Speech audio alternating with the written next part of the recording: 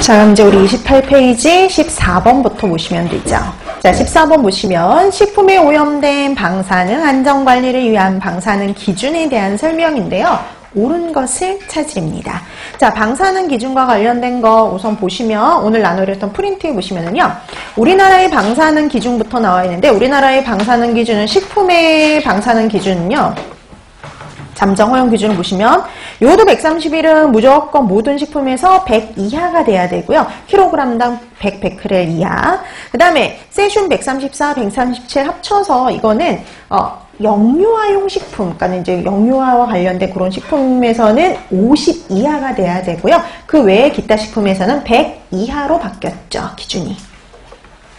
근데 다른 나라에 보면 다른 나라는 요오드라든지 세슘 말고도요.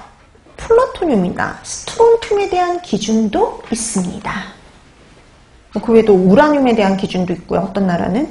그래서 이게 나라마다 좀 다른데 우리나라는 식품에는 요오드와 세슘에 대한 기준만 존재해요.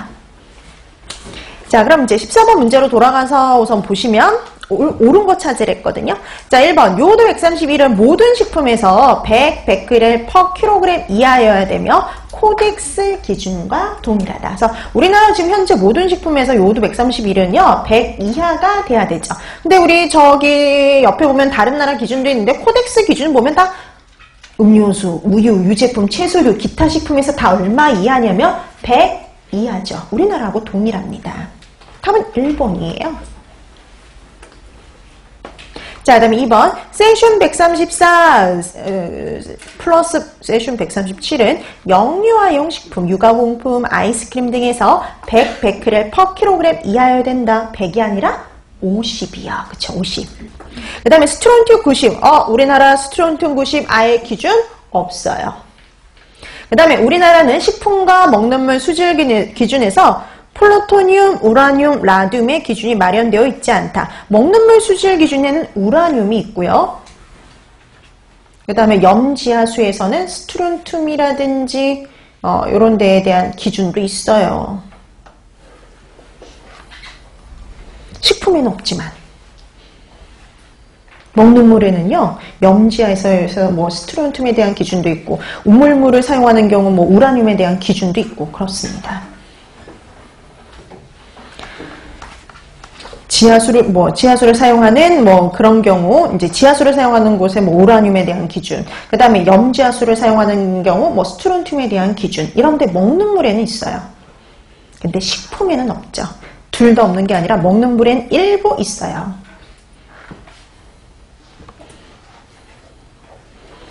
자, 그래서 이 중에 옳은 거 찾아야 그랬으니까 답은 1번이 돼요. 그 다음에 15번. 기생충의 중간 숙주와 증상의 연결이 옳지 않은 것 찾아라. 그랬네요. 자, 1번. 유구조충. 그러면 돼지가 중간 숙주고요. 돼지를 통해서 감염되고요. 인체 낭충증을 유발할 수 있죠.